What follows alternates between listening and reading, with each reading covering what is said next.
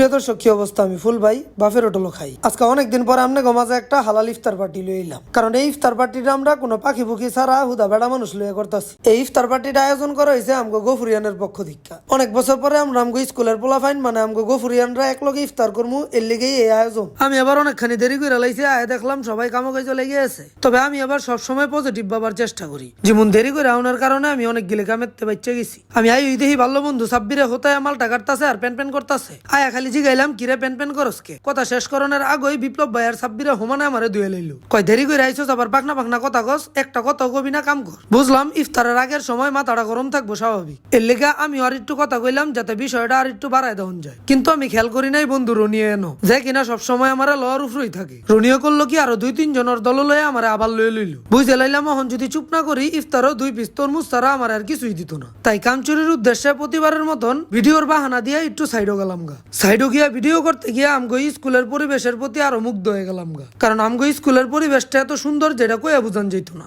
আমরা হইলাম এই স্কুলের একদম শুরুর দিকের ছাত্র। যেই সময় এই স্কুলের দরজা জানালা ছিল না, আমরা সেই সময়তে এই স্কুলে ক্লাস করি, যার কারণে এই স্কুলের প্রতি আমগো অন্যরকম একটা মায়া কাম করে। শরবতের চিনি লই এবার কোনো প্যারই লই নাই, কারণ আমগো লগে আমগো সনাতন ধর্মের বন্ধু অন্তু আছিল। ওরে কইছি চিনির নাম কইরা 2-3 গ্লাস তুই আগেই মাইরা দে বন্ধু, এরপরে কি হইব এটা আমি বুঝবো। এইদিকে আমগো স্কুল লাইফেতে দইরা অন পর্যন্ত যেই কোনো সমস্যার সমাধান সেরা 2 ব্যক্তিত্ব সাইদুল স্যার আর মিশু স্যার দুজনে আয়া পড়ছে। স্কুলতে বাইরে হইছি আজকে 7 বছর, কিন্তু অহন পর্যন্ত আমগো যেই কোনো প্রয়োজনে এই মানুষ দুইটা সবার আগে সারা দেয়। ওই দেখেন বন্ধু আশিকে নাক ডইলা ফুটেস্টারে দিল 12টা বাজায়া। ইফতারও যাতে কোনো কিছুর কমতি না হয় এর লেগা মামা মাহিনে জোর কইরা এই ফুলের ঘরটা বানাইছে। কারণ মামা মাহিনের কত হইলো লাগে 2টায় বেশি যাইব, কিন্তু খেলা সুন্দর হইতে হইব। ইফতারের আর বেশিক্ষণ বাকি নাই, আমগো কাম কাজ অজ্ঞ হয়ে গেছে। এর লেগা সবাই খাউন লইয়া সারিবদ্ধভাবে বয়ে পড়ছে। আবির 07 একটু তদারকি কইরা বড় ভাইয়ের দায়িত্ব পালন করতেছে, দেখা খুবই ভাল লাগতেছে। কারণ আবির 07 কাম করলে আমার খুব ভাল লাগে। এইদিকে ভালো বন্ধু সাব্বিরে পাও তার কাটার গুতা খাইছি, এর লেগা বই তার তাছে না খারো রইছি। ওরে আগুই কইছি তোর একটু কমাইয়া করিস, কেডা শুনে কার কথা,